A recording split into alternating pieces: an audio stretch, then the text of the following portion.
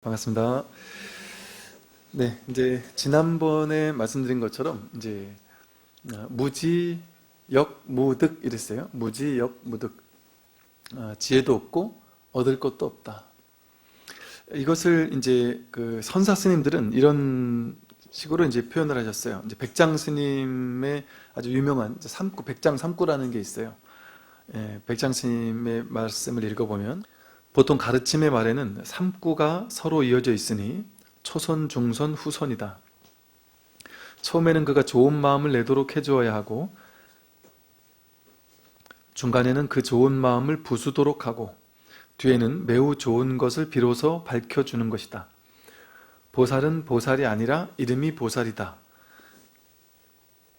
법은 법이 아니고 법 아닌 것도 아니다 하는 등의 구절이 모두 이와 같다. 이렇게 했어요. 불교의 방편은 이제 이런 식으로 쓰는 거예요. 삼구 법문이라고 해서 불교의 방편을 쓰는 방법을 이제 설하는 거예요. 이 반야심경도 마찬가지예요. 부처님께서 보세요. 처음에는 좋은 마음을 내도록 해줘야 한다. 이제 사람들에게 법을 설해 줄 때는 법을 하나 세워야 되는 거예요. 법을 공부할 수 있도록. 불교는 이런 것이다. 괴로움을 해결하려면 이렇게 공부해야 된다 하고 부처님 가르침을 쫙 설하시는 거예요. 사성제, 팔정도, 12연계 이런 것들을 이제 다 설해 놓는단 말이죠.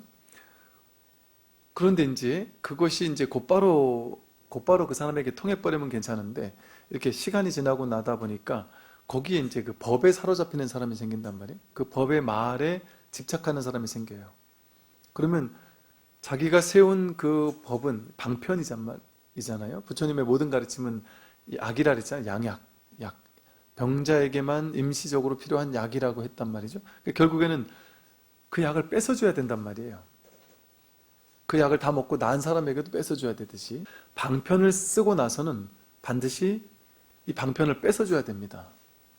안 그러고 그냥 방편을 줬는데 사람들이 방편을 딱 받은 다음에 이제 쉽게 말해서 집에 가서 그 방편만 평생 쥐고 있으면서 이제 절에 안 나왔다. 그럼 이제 그 첫 번째만 알고 있는 거예요. 그러면 그 법에 집착해 있는 사람이 된단 말이죠. 그러니까 법에 집착하게 돼요. 그걸 법상이래요. 법상에 법을 모양으로 취해가지고 주게 된다는 거죠. 그래서 법을 먼저 세워준 다음에는 그 법을 깨뜨려 줘야 됩니다. 반드시. 이게 이제 그 법을 펴는 방법이에요. 반드시 특별한 방편을 쓴 다음에는 이게 방편이라고 설해주는 걸 통해 그 방편을 깨뜨려줘요. 그것도 틀렸다 하고. 왜냐하면 아주 뭐랄까 뭐 하나 이렇게 설명을 하고 법문을 하면 귀신같이 그걸 이렇게 확 잡아버려요, 사람들은. 그래서 고개를 끄덕끄덕이면서 막 너무 공감을 많이 한 사람들은 그 공감하면서 끄덕끄덕은 그 부분을 딱 쥐고 있어요. 절대 못 놓고. 제가 이제 공부할 때 우리 교재로 보지만 교재는 막 있어도 그만 없어도 그만이다라고도 하고 뭐 교재는 가져와도 그만 안 가져와도 그만이다라고도 하고 또 심지어는 이제 이 법문을 듣다가 막 엄청 열심히 필기하고 적고 줄치고 그러는 분들이 있단 말이죠. 근데 줄친다라는 게 그 부분에 대해서 강하게 감명을 받고 해놓으니까 그 부분을 착착착 줄친단 말이에요. 형광펜으로 막 꺼놓고 그거를 내가 거기에 이렇게 머물러 있기 쉬워요. 그걸 쥐고 있기 쉽다. 그리고 그거를 이제 정리해가지고 체계적으로 정리해서 머릿속에 딱 집어넣어 놓은 다음에 이것이 법이다. 나는 이렇게 법을 안다. 이렇게 딱 쥐고 있어요. 그러다가 이제 많은 걸 알고 머리에 딱 쭉 적혀 있으니까 이제 힘든 일이 있을 때마다 이제 힘들고 괴로운 일이 딱 생겼어요. 그러면 이제 머리에 이제 쌓아놓은 게 많잖아요. 법을 쌓아놓은 게 많잖아요. 이 중에 뭘 꺼내가지고 써먹지? 이렇게 되는 거예요. 어떤 사람은 연불하라 그랬지 해서 이제 막 연불을 해봐요. 연불을 했는데도 이게 별로 효과가 없어요. 이게 뭐 다른 거 없을까? 윗바사나? 윗바사나 해봐야 되겠다. 앉아가지고 윗바사나를 한참 막 열심히 하는데도 이게 안 없어진단 말이에요. 그럼 이제 공부했던 걸 막 이제 떠올려가지고 하나하나를 막 다 이제 현실에 적용시켜보고 이제 이런 방식을 취하죠. 이제 처음에는 이제 공부할 때 뭐 그렇게 할 수밖에 없죠. 근데 이제 그렇게 되는 것은 이제 뭐랄까 그냥 그 유의 조작하는 공부죠. 그러니까 진짜 공부는 아니죠. 그래서 이 공부는 그렇게 머릿속에 이렇게 쌓아놨다가 이걸 나중에 끄집어내가지고 써먹는 공부가 아니에요. 아니고 쌓아놓을 필요가 없는 거예요. 그냥 들어야 돼요. 그냥 가슴으로 들어야 돼요. 머리로 듣는 게 아니라 그냥 이렇게 흡수한다, 내지는 공명한다. 그 이제 스님들 법문 들을 때 세상 공부할 때는 적어야 되는 거에 맞는데 이 마음 공부하고 부처님 가르친 공부할 때는 이거를 머리로는 전혀 머리는 쉬고 있어야 돼요. 그 이런 공부를 하면 12연기 얼마나 어려워요. 막 문명, 행식, 명생, 유기, 축수, 애치, 유생, 노사를 막 다 외워가지고 하나하나를 막 머릿속에 집어넣고 그래봐 그럼 어떻게 써먹을 거예요? 어떻게 끄집어내가지고 어떻게 써먹을 거예요? 그건 그냥 부처님이 이렇게도 설명했다 하는 어떤 하나의 방편이고 이 12연기가 설하는 낙처 참뜻이 뭐냐? 이제 이것을 가슴으로 확 와 닿는 게 중요한 거예요. 그래서 이 공부는 머리로 정리하는 공부가 아니라 이게 젖어든다, 와 닿는다, 가슴으로 이렇게 공명한다. 어느 정도 이렇게 법문을 듣다 보면 처음에는 맞는 말이네, 맞는 말이네. 와 저러네, 내가 저런 생각을 못했네. 이래서 새롭고 이러다 보니까 막 머리로 알다가 나중에는 이제 공부하다 보면 이렇게 돼요. 그 어떤 노보살님이 그러시더라고요. 노보살님이 오셔가지고 당신은 평생 나름 이 공부에 대한 좀 뭐 이렇게 열심히 하고 이랬던 분이셨나 봐요. 근데 그분이 그냥 늘 뭐 어떤 이제 갈증 같은 것도 있었고 그러면서 나름대로의 또 공부도 이렇게 나름 있었는데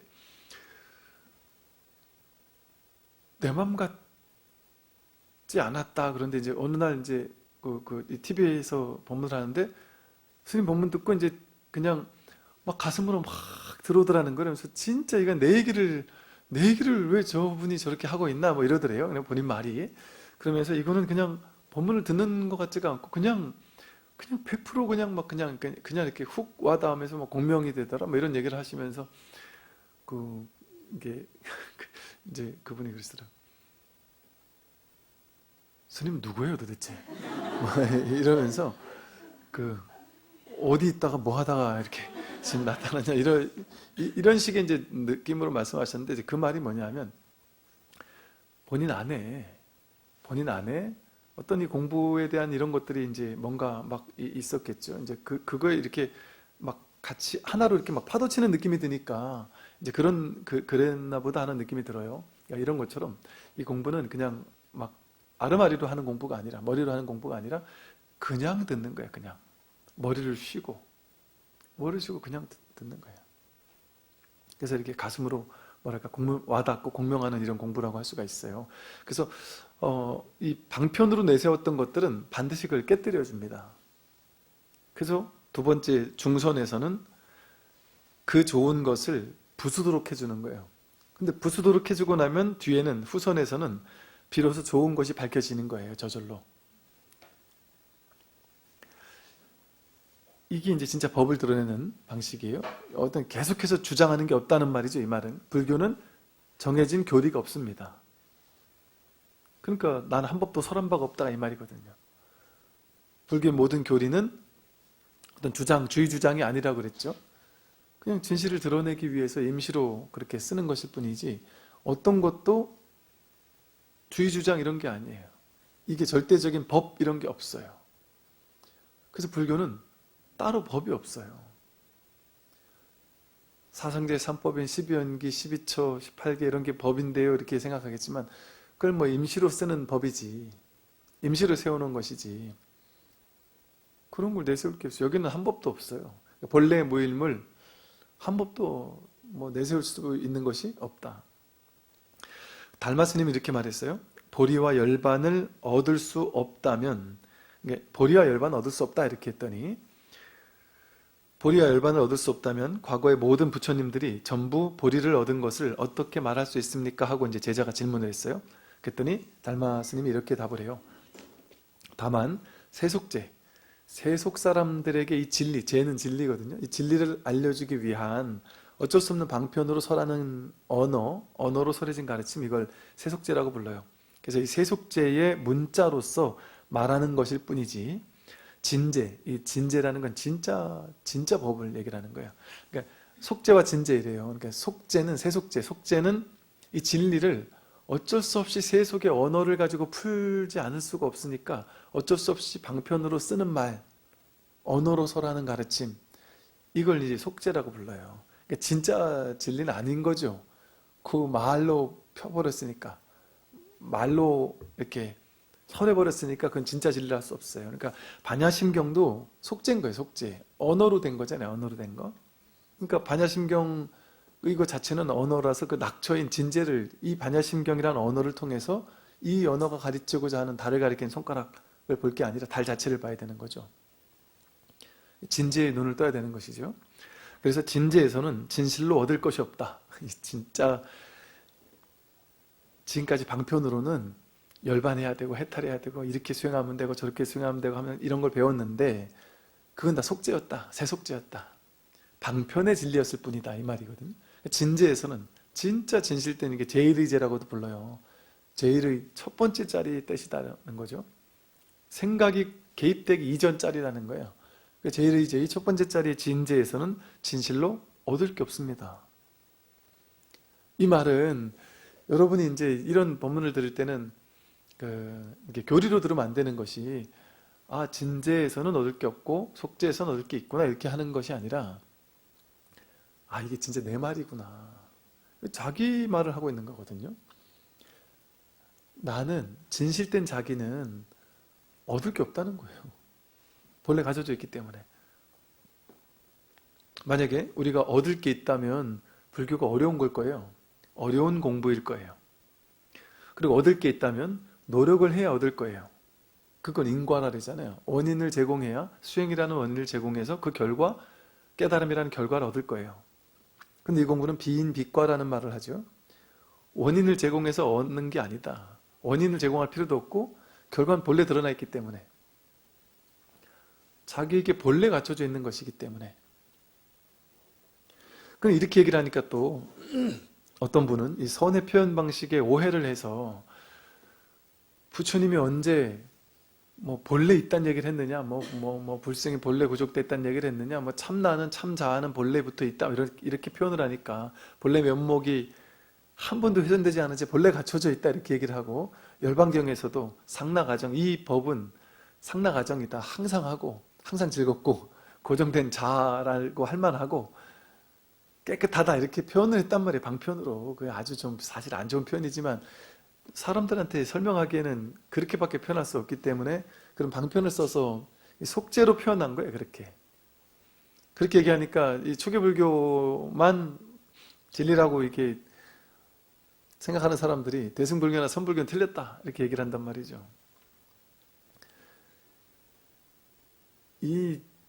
여기서 말하는 진정한 본래 면목이니 자아니 참나니 이렇게 말하는 거는 이름을 그렇게 붙인 것뿐이에요. 그런 거 없어요. 그런 게 따로 없습니다. 그 화성의 비유라는 말처럼 그냥 중간에 잠깐 쉬다 가라고 만들어 놓은 거지, 방편으로 만들어 놓은 거지, 그런 게 없어요. 그러니까 이거 어쩔 수 없이 중도, 유무중도라고 했죠. 이것은 있다고도 할 수 없고 그렇다고 없다고도 할 수 없다. 있다거나 있다커니 없다커니 하는 말로 이거를 설명할 수가 없는 거예요. 있다커니 없다커니 하는 말로 설명할 수 없단 말이에요.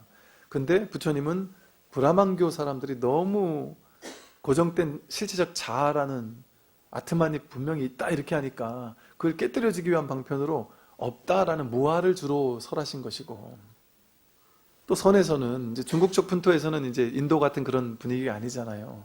그 선에서는 뭔가 이렇게 자성을 깨달아야 된다 하고 본래 면목을 깨달아야 된다 하고 중간에 임시로 만들어 놓은 속죄의 어떤 언어란 말이에요.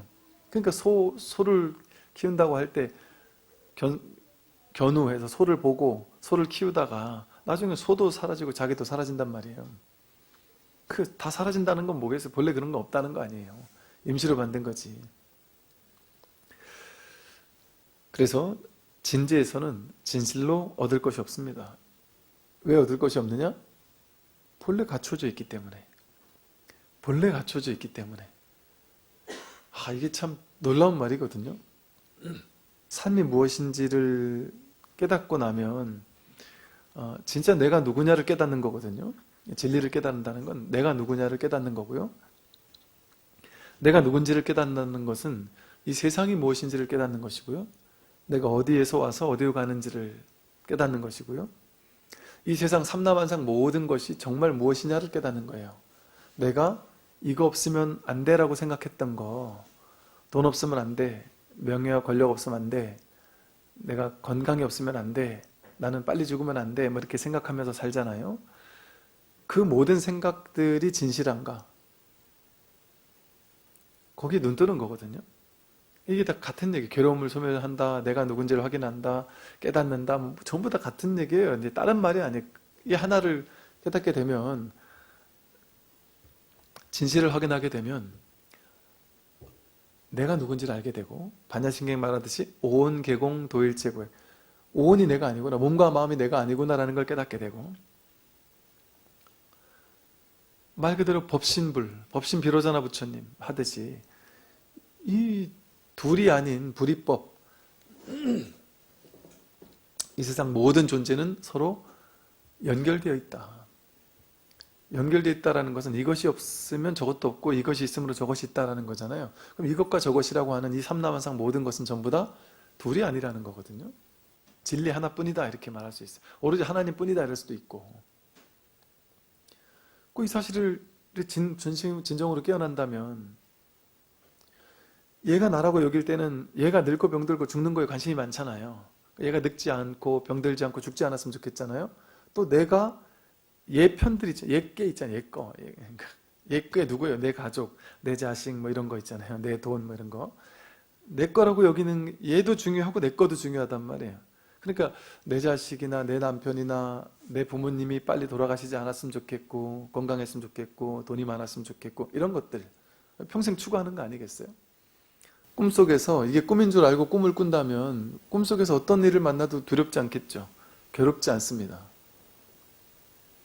이 현실 세계, 이 분별망상의 현실에서 이 실제감을 지닌 실제인 것 같은 이 현실, 여기서 깨어나는 거거든요. 내 몸이 실제인 것 같고 세계가 실제인 것 같은 이 착각에서 훅 깨어난단 말이죠. 이게 생사해탈이거든요. 생사에서 해탈한다. 이게 와, 내가 생사해탈을 한단 말이야? 여러분 누구한테 어디 절에 가서 누구한테 가서 생사해탈 해야 되는데 뭐 이러면은 또 뭐 대단하다, 뭐 거창하다 이렇게 생각할 거 아니겠어요? 근데 생사해탈이 별거 아니란 말이에요. 생사해탈하니까 내가 와, 진시황도 못한 거를 내가 어떻게 하나? 이게 뭐 어마어마한 일이잖아요. 진시황 못한다니까요. 이 생사해탈 진시황 죽어도 못해요. 전 국민 아니면 뭐 전 무사들을 다 보내가지고 나를 죽지 않는 걸 찾아봐라 한다고 해서 찾을 수 있겠냔 말이에요. 절대 못 찾아요. 근데 내가 누군지를 깨닫게 되면 말하자면 생사해탈이에요. 이게 거창한 얘기 같지만 생사가 본래 없다라는 걸 깨달으면 여기서 태어난 적이 없으니까 죽을 수가 없단 말이에요. 그게 불사의 길 아닙니까? 죽지 않는 길. 부처님은 불사의 길이라 했단 말이에요. 죽지 않는 길이다, 이 공부는. 죽을 수가 없어요. 죽지 않아요. 태어난 적이 있어야 죽죠. 그러니 본래 이 세상에는 다른 일이 없단 말이에요. 그냥 정멸이에요, 본래부터. 그러니까 뭘 얻을 게 있겠습니까? 여기 얻을 수 있는 게 없어요. 얻을 게 있으려면 내가 얻어야 되잖아요. 얻는 내가 있고 얻는 것이 있어야 되잖아요. 그 둘로 나누니까 그렇죠. 불이법, 그냥 생각만 해도 그렇잖아요. 불이법, 둘이 아니라잖아요. 이 세상 온 우주 전체가 둘이 아니란 말이에요. 둘이 아니면 누가 누굴 얻을 거예요, 도대체? 오로지 마음 하나, 바다 하나뿐이라면 이 파도는 나는 저 파도보다 더 커지고 싶어 이렇게 할 거 아니에요? 파도에서 바다에서 바닷물을 더 가져와가지고 나는 더 커질 거야 이렇게 생각할 수 있잖아요.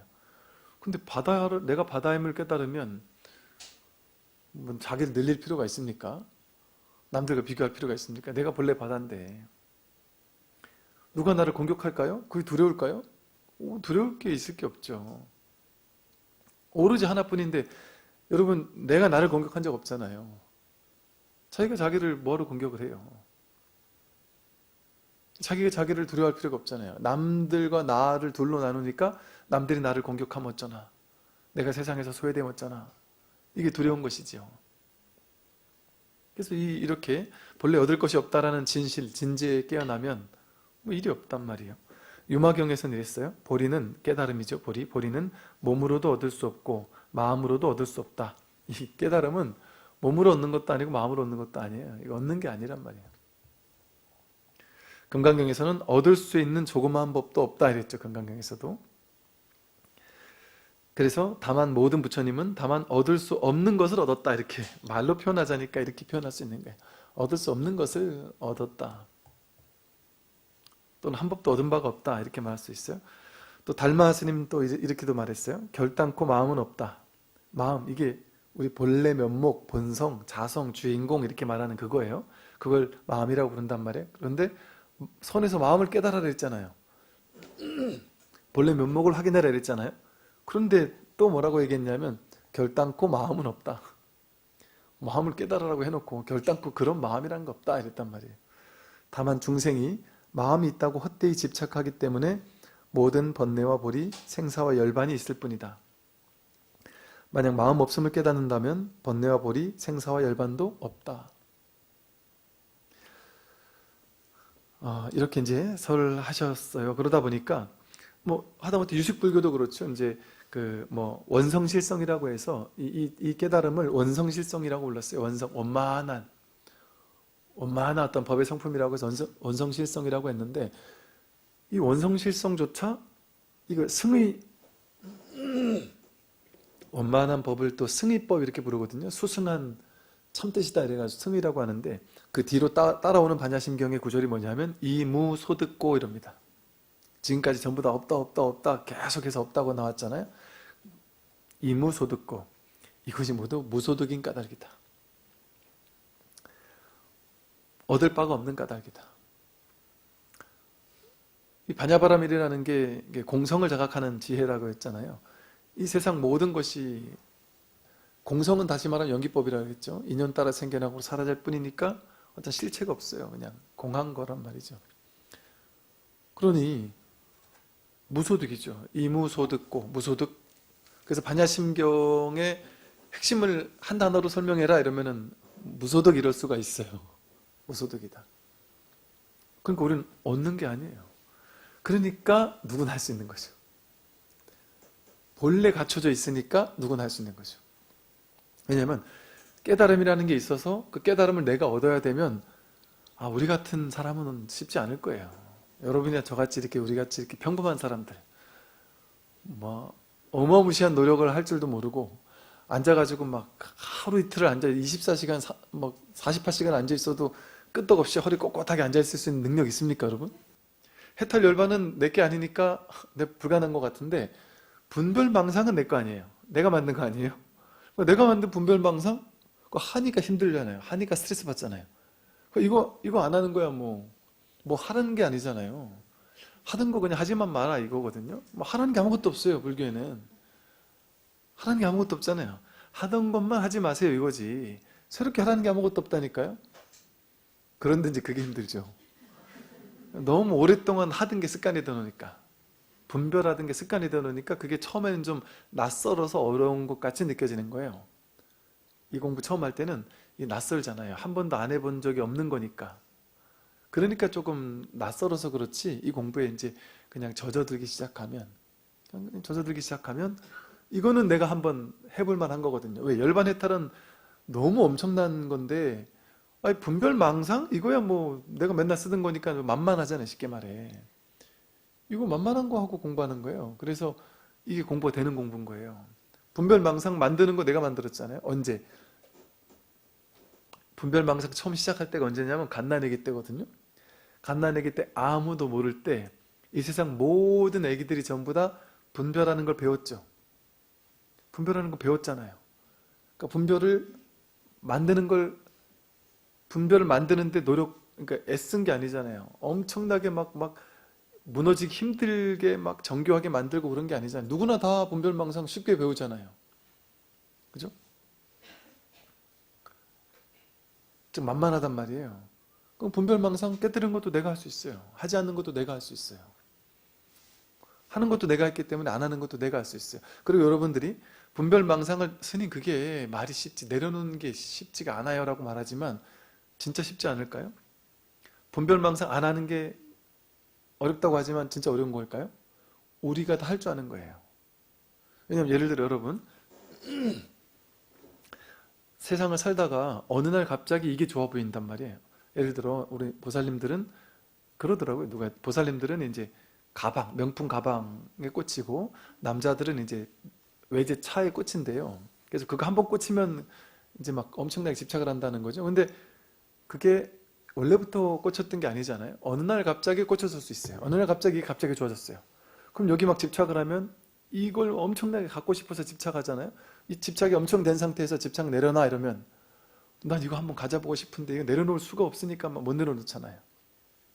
그리고 예를 들어 내가 뭐 어느 대학을 가야 돼 내지는 돈 얼만큼 벌어야 돼 우리 회사에서 나는 어느 정도까지 올라가야 돼 이렇게 집착을 자기가 했잖아요.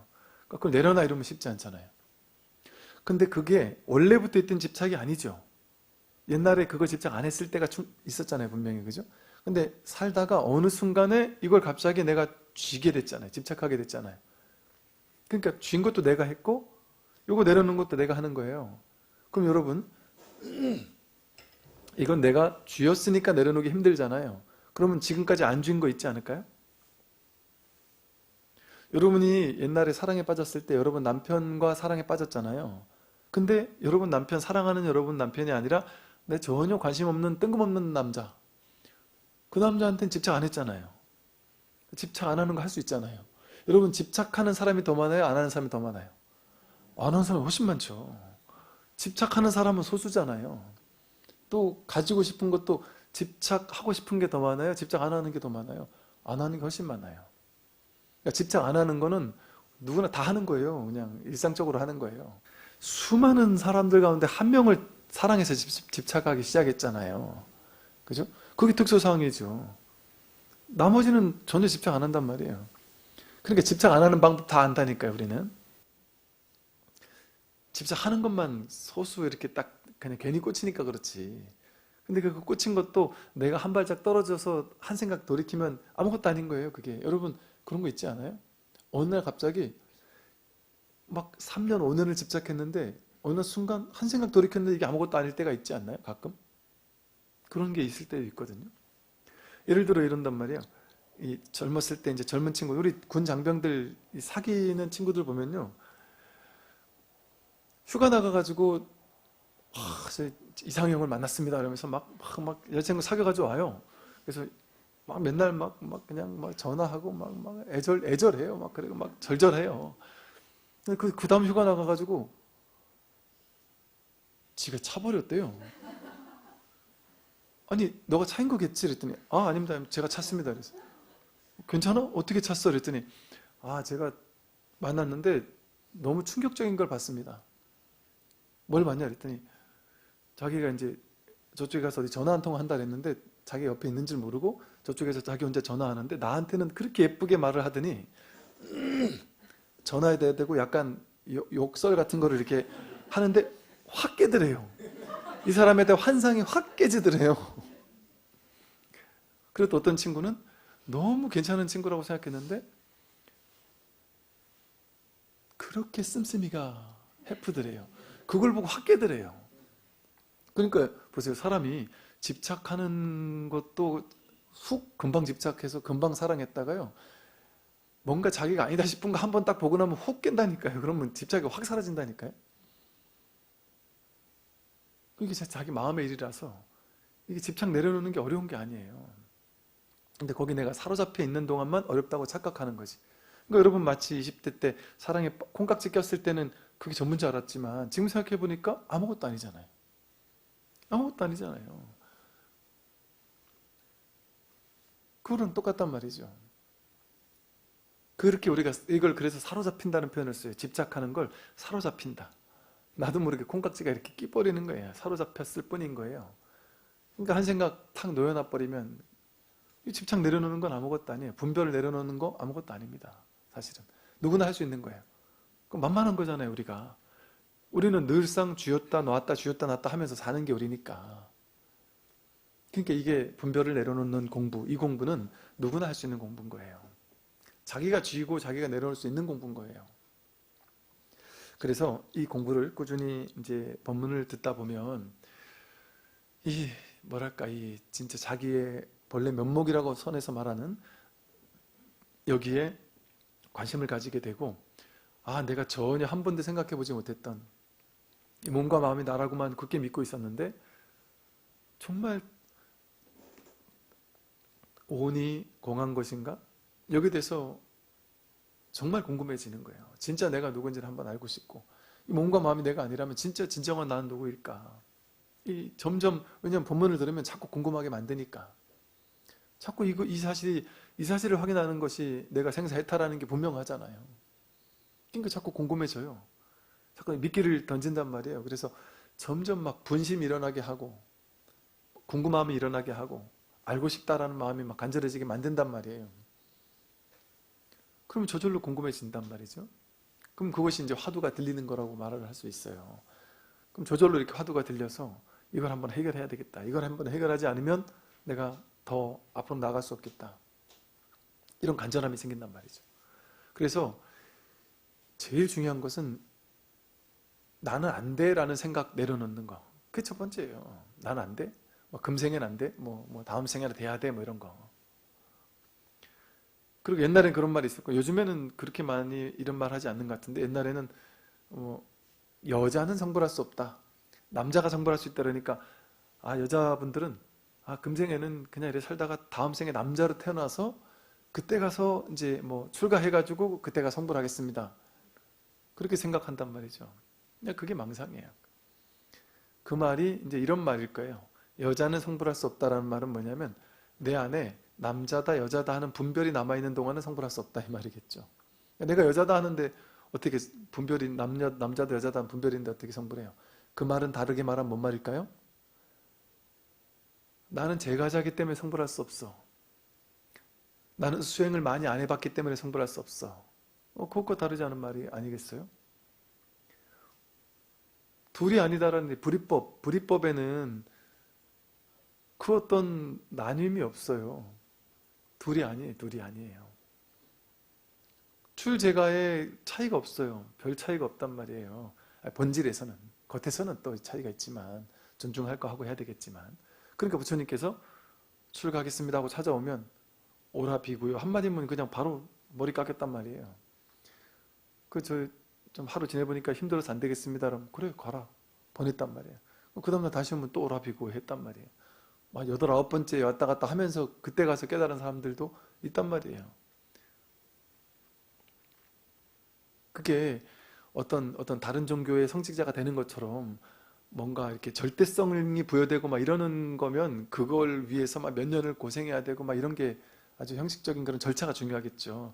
근데 이제 이 절차가 이제 역사적으로 문화적으로 만들어진 어떤 역사적 이런 맥락에서의 어떤 형식을 우리가 무시할 필요는 없지만 우리 본 뜻은 알아야 된다는 거죠. 본 의미.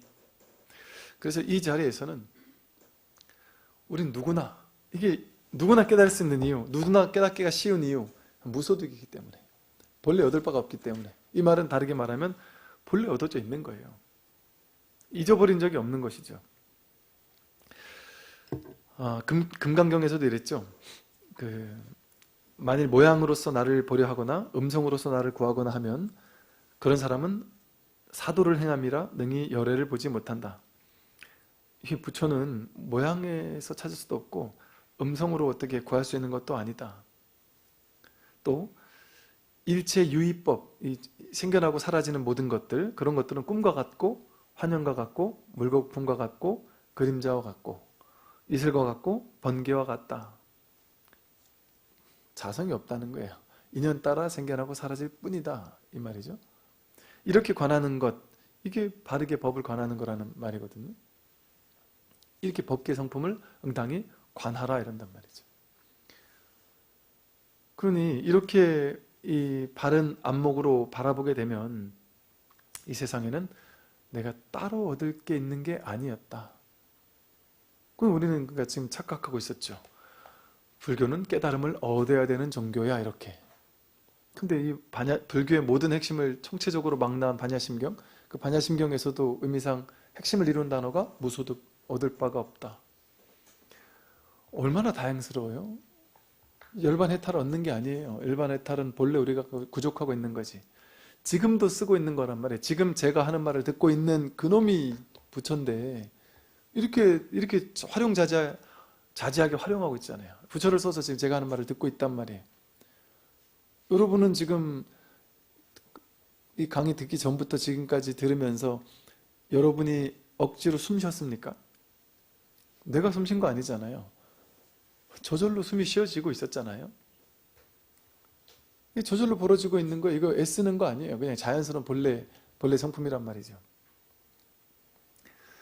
그 화엄경에서는 이래요. 만약 바른 생각으로 닦아 익혀 올바른 깨달음을 요달해 보면 모양도 없고 분별도 없으니 이것을 이름해서 법왕자라고 한다. 했고요.